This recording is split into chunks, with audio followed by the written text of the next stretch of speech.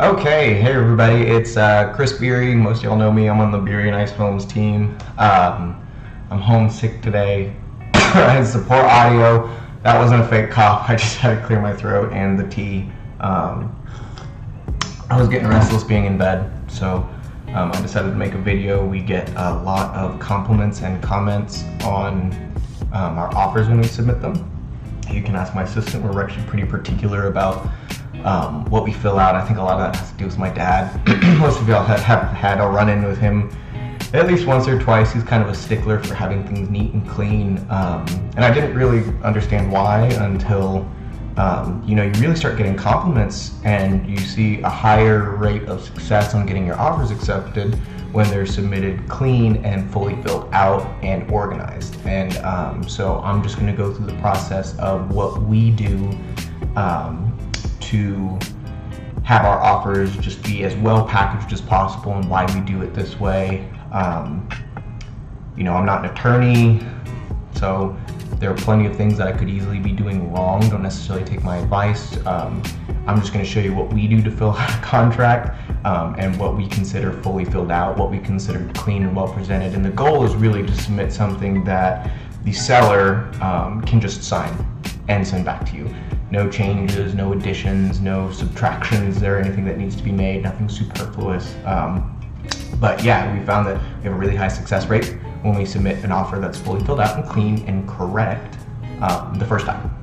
And like I said, we've gotten compliments on it, and that's the only reason why I decided to make this video. I've noticed that on some of our listings, we're starting to get offers that are lesser submitted, and I feel like the logic might be in this market, like, let's just get our foot in the door. It doesn't matter if the contract's right the first time anyway, we're gonna probably end up having to change it, which is true. You'll probably have to change any offer you submit. But the cleaner it is when it's presented, the more well organized you appear to be. And I feel like that really sets a higher bar, and you're just sending the subconscious message to the other side agent that, hey, I know what I'm doing. I've got my stuff together. I've got the legs to take this contract the distance to the closing table. And it's just those little types of communications, especially when you're dealing with seasoned agents or even new agents, that really expresses that you're there and this is your career. This, whether you're part-time or not, whether this is a hobby or this is your full-blown, I'm here to make $1 million in this industry, this is what I'm doing. But I just wanted to make this video for my KW fam because I'm sick and I didn't have anything better to do other than lay in bed and drink fluids. So let's get started. So let's go ahead and open up here. So first place I'm going to go is my KW. Don't make fun of me. I use my dad's because he pays for Dotloop and I don't. I think I pay for Dotloop too. It's just his is more organized, and it's better to have all of our contracts in one place. And it's true. Like if you work on a team, it's almost always better to have all your contracts in one place because then everybody can kind of co-collaborate. But again, all this is opinion, 100% opinion. So don't take my word on anything, but we're going to go ahead and create a loop. We're going to call it 123 Main Street. And what I've found is if we use a real physical address that's verified by either Dotloop or Google Maps in here, and you can see in the sources, like if you look at this source right here, it says Dotloop. So I'm going to do 123 Main Street, and let's see if I can get, maybe there's a Fort Worth, Texas Main Street. Here we go. So 123 Main Street, Fort Worth, Texas. This is a 100% made up address for me. I have no idea if this place is real or not, but Google Maps says it is. So we're going to use it. And again, the reason we use that is because if we put a Google Maps approved address in here to begin with, it'll auto-fill and auto-complete, which makes this job 10 times easier. When I first started doing contracts this way, it would take me an hour to write a contract from start to finish.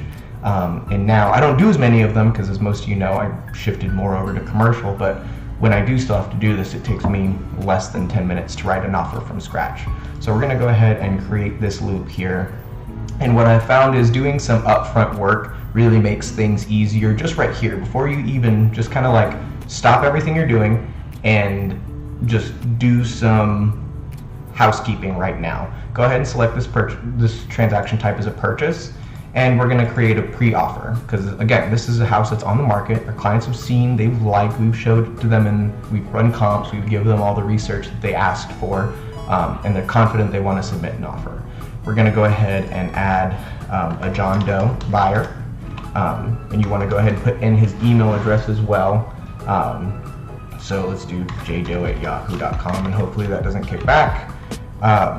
We're going to add 2 buyers because I found it's a little bit easier to demonstrate that this kind of auto-populates and does everything for you with 2 buyers. So we're going to do a John Doe and a Jane Doe. But this works just as well whether you have 1 buyer or 2 using yahoo.com, because hopefully this isn't a real person.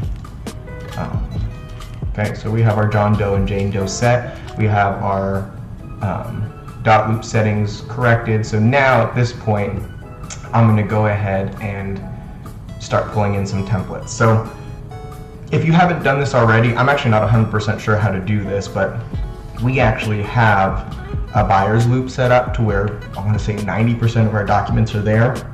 This is actually something that my assistant did for me.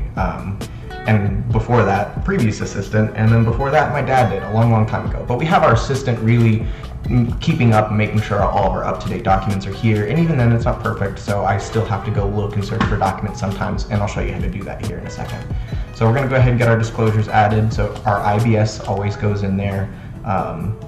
Buyer's rep, because if you haven't gotten one signed yet, you want to go ahead and get one signed. I go ahead and include that with my offer documents, but everybody's different. Some people like getting this signed on the first meeting.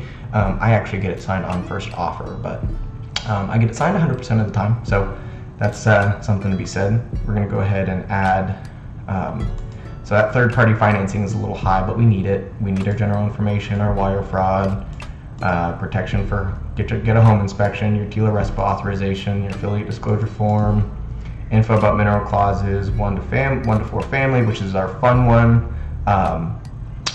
So we're going to go ahead and just assume this house was built in 1975, and we're going to say, yeah, let's leave it there. Let's leave it there. And we're going to go ahead and this house is occupied. So one of the things that we do for any time a house is occupied as a general courtesy, we'll always extend to them, and this is between you and the buyer. The way I explain to the buyer is if you give them at least an extra few days to move out after closing, generally they'll receive the house in better condition. And it's a kind of a courtesy, and it gives the sellers that little bit of extra security, like, hey, you know, we don't have to be out of here on closing day, because they're organizing movers, they're making sure that they get to the title company at that time that day. They're doing a million things on closing day. Really the last thing that they want to be thinking about is making sure that they're leaving the house in good shape for you when they turn over keys when it funds. So I always encourage my buyers to offer at least a 2 to 3 day lease back. Preferably, I tell them if you can offer 1 to 2, that's really what helps seal the deal in most cases. Again, if the house isn't occupied, we don't add this, but we're going to assume this house is occupied, built in 1975, and so you'll notice one of the things that we don't have on here is a mineral rights addendum, or reservation of mineral rights addendum, and it's because it's not automatically in my buyer's loop, so I'm going to go find it real quick. So here's how you go and find things that aren't there. I go to all libraries and forms. So, and this is where like some real fundamental knowledge, and you have to familiarize yourself with some of these documents, because if you type it in slightly wrong, it won't really find it. So what I found is if you go more vague, the better. So really all I remember about the reservation addendum is that it says the word reservation in it. So I put reservation, and there it is. So I'm just going to go ahead and click that. So here's another crucial step that I do kind of up front. So I actually split up my disclosures and required documents from the documents that the seller is actually going to see at this point. So we're going to go in and move everything around. So I'm going to take my IBS straight to the top, and I'll get a little bit later, I'll explain why we do this. I'm sorry guys. I put my buyer rep right after that, and then I put all my other contract documents here at the bottom, so third-party financing, and we'll put those in order here in a second. Just want to make sure I have everything, and info mineral clauses I put right up here. So these disclosure forms, pretty much all the way until you get to the 1 to 4 family, aren't as important as, well, pretty much just the offer contracts, or the offer documents. So starting at our 1 to 4 residential, There's actually an order, if you look, I can't remember what page it is on the contract, but there's an order that they list the addendums in.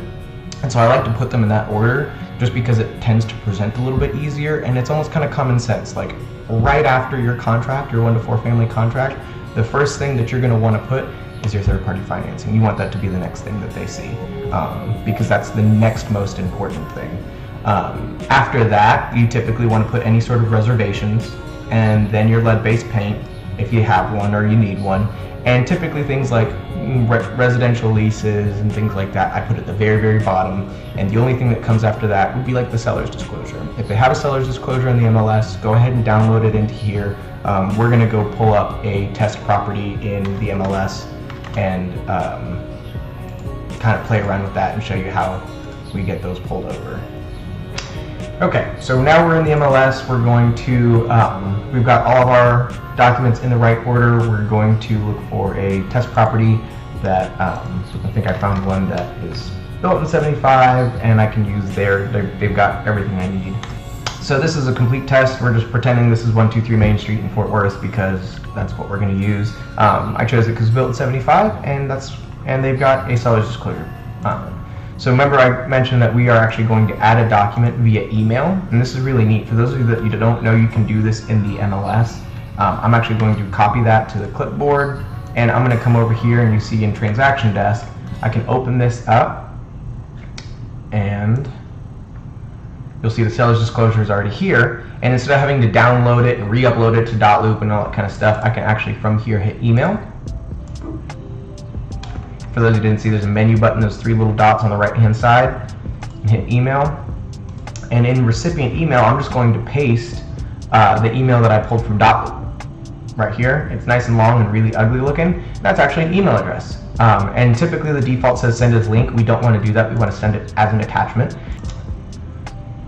Okay, so there we go. So now it's popped up at the top. We're going to go ahead and drag this all the way down to the bottom because the seller's disclosure is always the last thing I attach to my completed offer. And I'm going to stick this, and I use the pre-qual letter as a divider. I think I may have already said this, but as a divider between my office documents and my offer documents. Again, order is important. We'll get to why in just a minute. So now we have all of our documents in here that we needed, including the seller's disclosure notice. We have our pre-qual letter, all of our office documents, and all the documents that we're going to submit in our completed offer.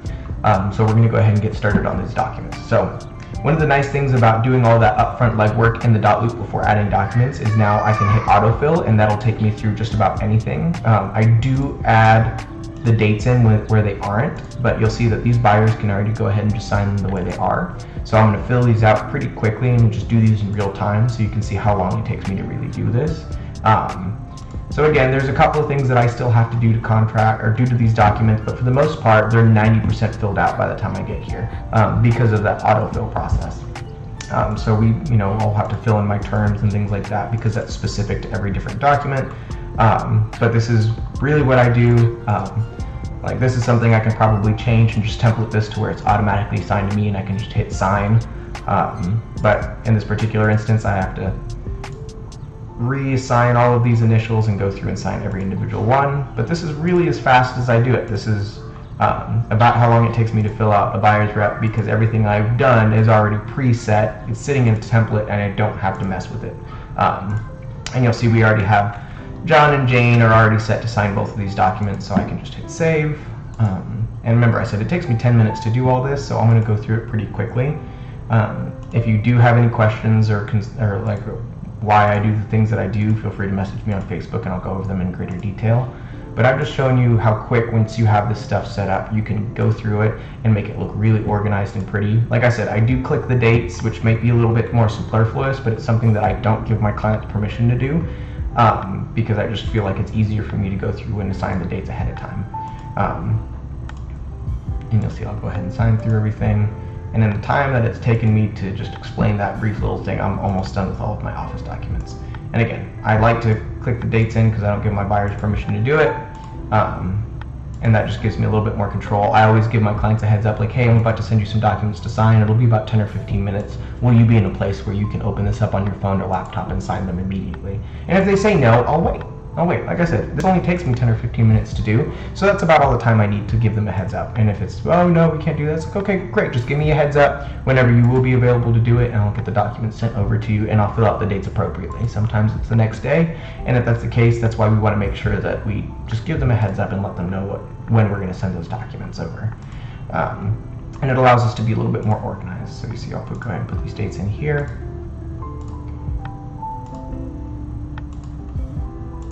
And then just like that, I've finished all of my office documents and disclosures, and I can start writing the offer. So we're going to go ahead and move on to the 1 to 4 family residential contract. And you'll see here it is mostly pre-filled, but I'm going to go ahead and use this autofill option and fill in most of the things. So if we look at our test property, the list price is $274,500. I'm going to say I've advised my clients to submit a full price offer. Comps look good, house is competitive, average days on market are low. Let's go ahead and submit full price. They agree, we're going to go ahead and put $274,500 in here. For the earnest money amount, I typically recommend 1 to 2% round to the closest 1,000 or 500, because round numbers help title companies and lenders, and it looks prettier and more well organized. Nobody wants to write a check for $2,745.50. That's not what people want to do. And again, we're going to look at this closing date. So 30 days from today would actually be November 1st. I'm going to go to the following Tuesday, just because we want to go ahead and make sure. I like to close on Tuesdays and Thursdays, because then we don't have to worry about getting delayed because there are 5 files that couldn't close on time on Friday and that got rolled over to Monday, or we're on Friday and we're one of those 5 files that's trying to close by the end of the day. So Tuesdays and Thursdays tend to be the sweet spot. It's when things are less chaotic and hectic, and if you can help it, try and close on those days. In this instance, remember we said, so this actual MLS listing doesn't show any exclusions, which would be right here, but we're pretending that this house is excluding minerals just for the example. So we're going to go ahead and put in our exclusions right here, minerals, and we're going to add the lot and block. So lot and block is right next to the picture, so we have lot 5, block 9, and block 8. Okay, so we're going to put addition, Chapman Place. I'm going to go ahead and copy that, paste it there. Hit autofill. Okay, so here's where people start making mistakes, and this is where the offer cleanliness and fully filled outedness really starts playing a big major role. So we're going to go here. Most people like to leave the seller's box blank, and that's just a huge mistake. It's lazy, it conveys laziness, and you're forcing the listing agent to fill out information that's fully accessible to you. We're going to go over here to Matrix, and if you see under the picture it says TX, it's not Texas, it's taxes. And in taxes, we can go ahead and we have their names as Eric L. Faulkner and Mariana M. Faulkner. Sorry guys, I've got really strong cold or something, so if you hear me suppressing coughs, that's what's going on there. So and I don't know if I mentioned it yet, but we're going to pretend that this is an FHA loan. So that means that we're going to be putting 3.5% down, and my buyers are going to finance the rest. So we're going to do the math, and 3.5%, or their cash their down payment is going to be about this much money. We're going to round down on the loan amount and round up on the down payment. So we can go ahead and make sure that number's right. And so we're going to go 274,500 times 0.92. And I say round down, I'm talking about the fact that it is, probably help if I did my math right, times 0.035. That says it would be $9,607.50. Leave the cents off, round it down to 50 cents, or round up to 50 cents on their down payment, and round down the loan amount. Banks don't like it when you round up their numbers, so go ahead and round their numbers down and round your client's number up to the round dollar. So in this case, it would be $9,608. So $9,608, and their down payment would then, or their actual loan amount would be $264,892. There are no disclosures that need to be listed. Whenever we talk about license holder disclosure, this is arm's length, though. So, like it says in the contract, spouse, parent, child, business entity which the license holder owes more than 10% of, or a trust which the license holder acts as the trustee, or which the license holder or license holder's spouse, parent, or child is the beneficiary. And then, so when it comes to the earnest money, to their title company, we're going to let if the sellers we're going to ask the sellers to pay for the title policy, we're going to use their title company. Typically, if we ask for a different title company and they're still paying the title policy, we're kind of asking for 2 things, not 1. We want to go ahead and have, if we're asking them to cover the seller's title policy or the owner's title policy, we're going to go ahead and use their title company. I know a lot of people are like, oh, I have a great relationship with my title rep. And then that's great. There's plenty of opportunities for you to put your preferred title company into your buyer's contract. For instance, if they leave this portion of the MLS blank and they don't have a preferred title company here, then by all means, put whoever you want. That's your prerogative. But for the most part, again, if we're asking for the sellers to pay the title policy, use their title company. It's going to help your buyer's contract and their offer get accepted, because it doesn't really matter one way or the other. So, and then again, here in location, we're going to go ahead and fill out the full location that they've listed. If they didn't put anything here, do some research, Google it, and make sure you put this information here, because it's going to help the contract go that much more smoothly. Especially if you're using a transaction coordinator, the less questions your transaction coordinator has to come ask you to get the file submitted, the easier the process is going to go and the faster you're going to get paid. So we don't use additional earnest money. I know that there are instances in where it can be used, but we just don't. We just feel it's better to include all the earnest money up front unless there's something that the buyer or the seller is asking for specifically. But our actual offers, we don't use any additional earnest money, so we put 0 and 0. Again, we're asking for the seller to pay for the title policy, so we'll put the title policy to be provided by their title company of choice. I'll preface this next portion by the fact I'm not an attorney, and I am not a real estate attorney. I'm not an expert at filling out these contracts. I just know how to do them well. On this button, if I'm dealing with a typical North Texas suburban home on not that much land, I can hit this little box that says will not be amended or deleted from the title policy. I found that you're typically okay as long as you're on a suburban piece of land in a normal subdivision where you're on less than half an acre. This is typically the right box to check. Not an attorney. If you have any real questions about that, make sure to reach out to your broker, and they'll be able to answer that question more specifically for you. In this case, this property didn't have a survey attached in the MLS, and I haven't talked to the listing agent, so I don't know if there is a survey that exists or not. So I'm going to give them 15 days to provide one, which gives them plenty of time if they have to order a new one. And we're going to go ahead and ask that they provide a new one should the one that they provide not be acceptable to the title company. Now, when it comes to objections, this mostly have to do with the fact that, you know, if you want to make sure that you can use this house as a house. If you're wanting to use it as a, say, daycare center, you would have to put that here in the objections, which would be, you know, a different use or activity than what the contract is explicitly for.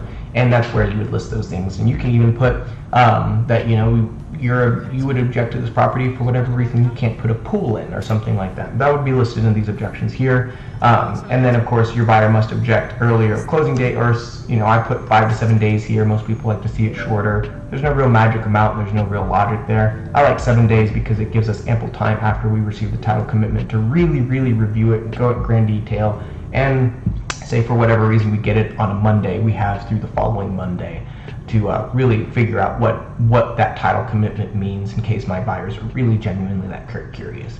If you don't, you should read your buyer's title commitments, because sometimes there's some really scary stuff on there. This particular property, if we look, is not in an HOA, none. So we can hit property is not in a property management association there. And we have received the notice because I downloaded it from the MLS into Dotloop, so it's already existing, so we can click that we have received the notice. And of course, all contracts start as is contracts. We found that it's better, even if your buyer has something pressing that they really want the seller to do, it's almost always better to make that request during your option period. Making any sort of requests up front without really knowing or having a better understanding of the condition of the property after an inspection report tends to hurt you, not help you. Unless it's something very damning, like we will not buy that house unless they're willing, and we know they're willing, to fix the fence or something along those lines. So I would always recommend, if you're going to make any sort of suggestions or any sort of repair requests, do them after you've done the inspection. And that's how I coach my clients as well. It tends to lead to better negotiations, and who knows, maybe that fence isn't that big of a deal once you have roof, foundation, HVAC, new plumbing, and all new toilets to deal with.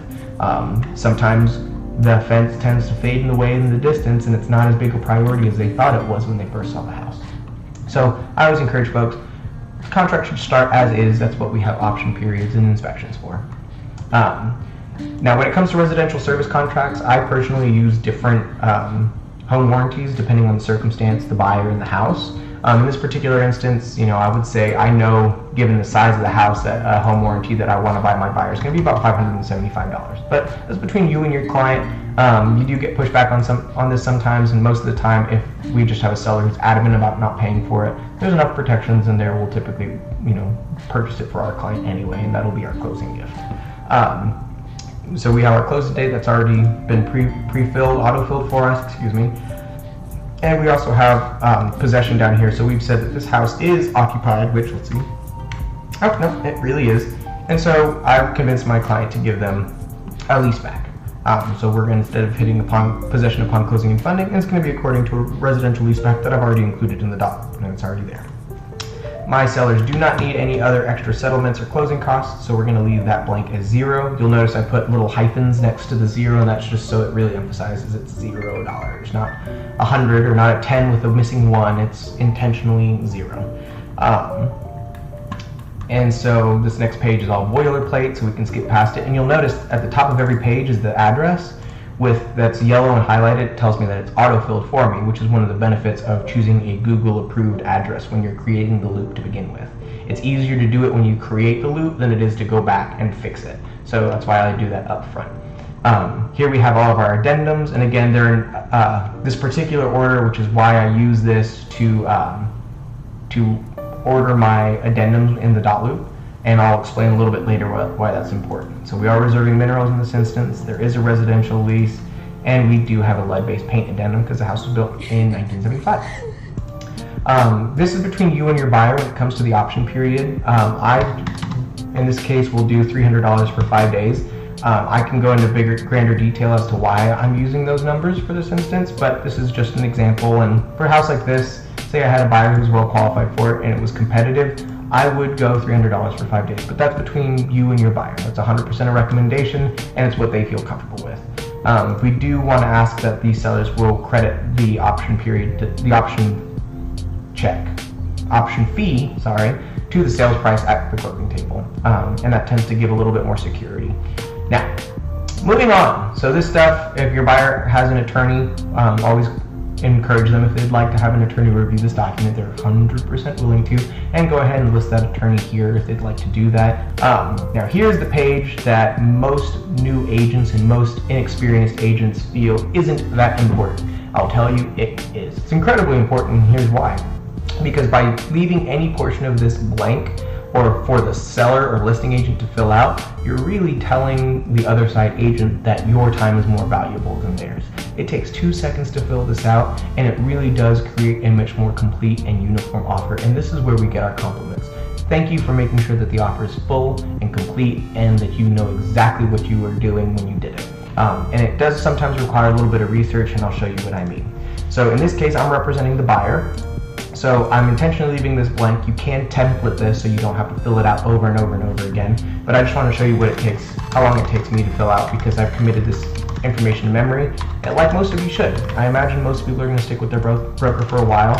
So go ahead and commit all this information to memory, because it's going to help you fill out contracts that much faster. So I'm going to go ahead and fill in. I do everything in my dad's name because we work on a team together. So I know all of his information by heart. So I'm going to go ahead and fill everything in here.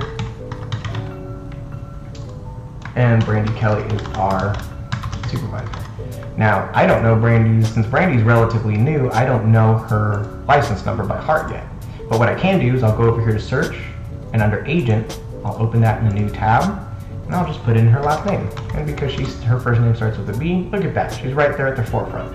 And there is her license number. And go ahead and just copy that and paste it in her box. Now, so that's all my stuff. Here's where things start to get a little bit messy for most agents. So when we go down here, we're going to use this listing agent as our example. We can see that his broker in this instance is Keller Williams Rockwell. We're going to copy that and paste it in the broker firm.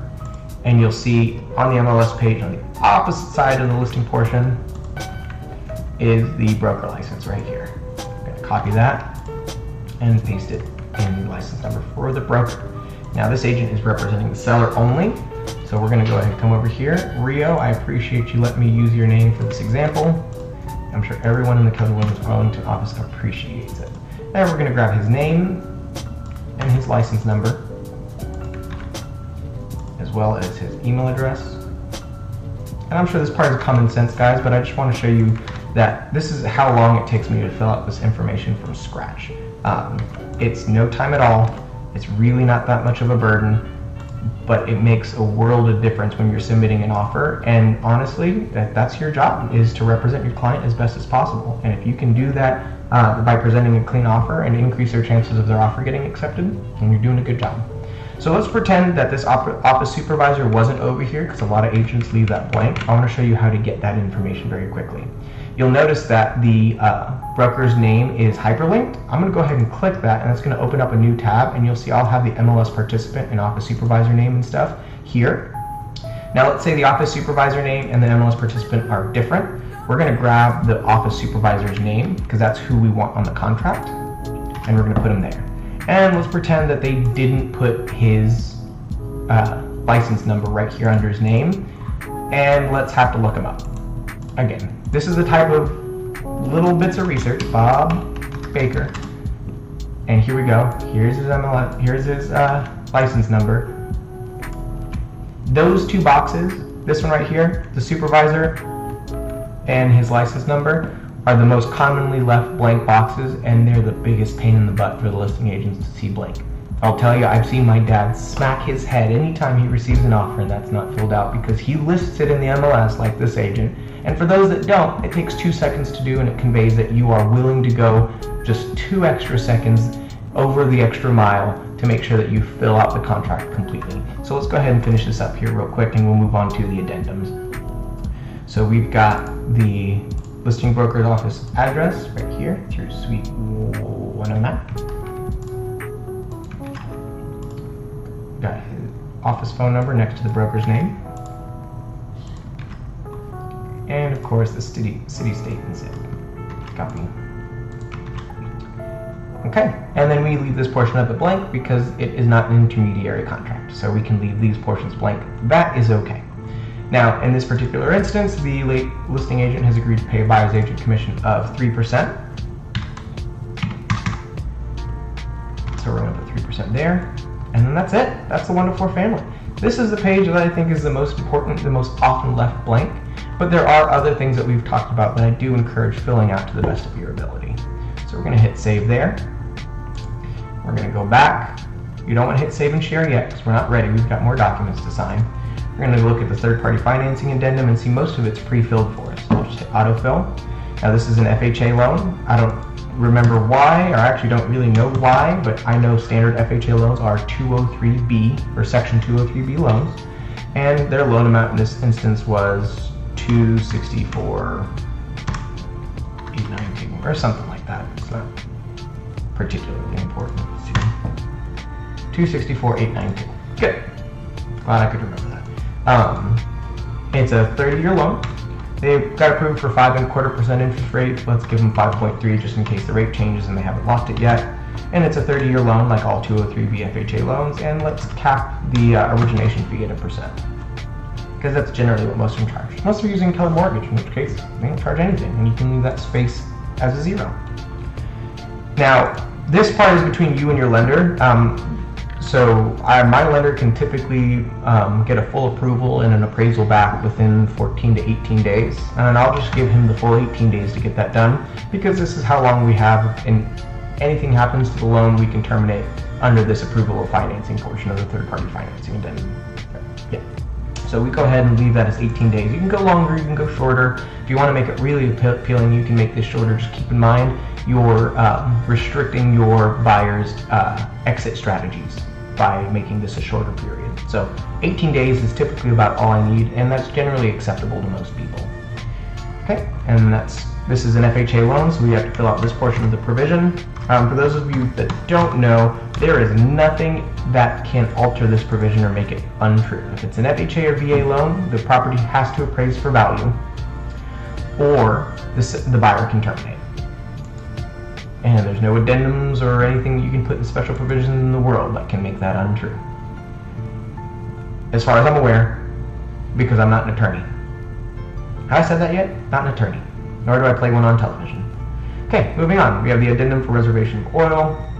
Just want to make sure we're doing everything right here. Okay, we're going to autofill this. And what's fun about this one is it's 2 boxes to check. In this case, the seller is reserving all the mineral rights that are mineral estate that's owned by the seller, and we are not going to grant the seller permission to come back and do any sort of digging, drilling, exploring, or anything like that, because that's goofy. We don't want to let them come back and dig in our client's backyard. But that's it, 2 boxes, hit save, and we're done there. Moving on to the lead-based paint addendum, we are almost done, guys. So we're going to hit autofill. Again, it pre-fills for us. Now, I've seen the seller's disclosure, so I can fill out section B of this document, but typically this is something you want the seller to fill out. And you know, in this particular instance, the seller's disclosure says that there are no actual knowledge of lead-based paint, there are no reports, but typically leave these blank and allow the seller to fill them out because you don't want to make any assumptions, because this is a disclosure issue. So go ahead and let the seller fill these out if you don't know. In this case, I do know, so I'll fill them out for them. I encourage my buyers to waive the right to conduct a risk assessment, just because lead-based paint assessments are really expensive. I mean, in the hundreds of dollars. They're really, really expensive, and most of the time they come back negative. If your buyer is just adamant about doing it, I do encourage people like, hey, if you really want the right to do it, that's perfectly fine. We'll give you 10 days to do it, but just know that it's really expensive and it's probably going to come back fine. So we do want to make sure that the buyer receives the seller's disclosure at some point, and that they did get the pamphlet of Protect Your Family from Lead in Your Home, and I include that in the documents that I send from my office. I'm going to go ahead and sign the bottom of this document as per required, and save and back out of it and move on to the next one. Okay. So we have the seller's temporary residential lease here. It's already pre-filled for me. We're going to go ahead and put the seller's names. They will be the tenant, Eric L. Faulkner. And in this case, we are going to give them, I like to put, you can put a physical date in here. I actually like to put 7 days after funding, because my clients are willing to give them 7 days after we close to move out. And I like doing 7 days after funding instead of a hard date, because in the event that we close earlier, the seller still gets their 7 days, and that tends to give them a little bit more security. That if we do, it gives them more security in the event that we want to close earlier, and we don't have to make any further changes, that they automatically get 7 days after we close, if that's what we've promised them. I do encourage my clients, whenever we're giving less than a week or two, to allow the seller to retain their possession for free. So it's a free leaseback. We don't really want the landlord taking over any utilities until they have full possession of the property, just because it's a little silly, so not applicable there. And then I always tell people, let them keep the pets that they have. They don't have to move their dogs or parrots or anything out of the house, because the house has been in that condition with those pets there. We put existing because we don't want them going out and getting like a goat or a horse to put in their backyard and just tear everything up. So we like to keep the pets to what's existing and not let them go crazy during this 1 week and bring a whole bunch of animals home.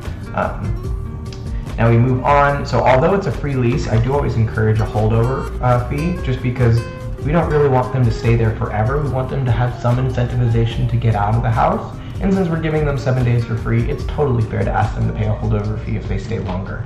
So in this case, we're going to go in the tune of $150 per day. And of course, your landlords, or your clients in this instance, put their emails down here, because they are going to be landlords to the sellers after they close. So we want to make sure that they can communicate with each other effectively after we close. So we're going to go ahead and hit save and move on to the seller's disclosure notice. All right, so this is the last document here, and it's just as simple as adding initials and signatures to the bottom of every page and assigning them before you send everything over. This little bit here, it seems like a pain in the butt, and it seems like, oh, why am I going to do this? We don't know if we got the house yet. It just conveys that you're willing to do all this work up front to make sure that the contract gets accepted, and it really does. It goes a really long way when you can submit something that's complete. There's no more requests for documents after this.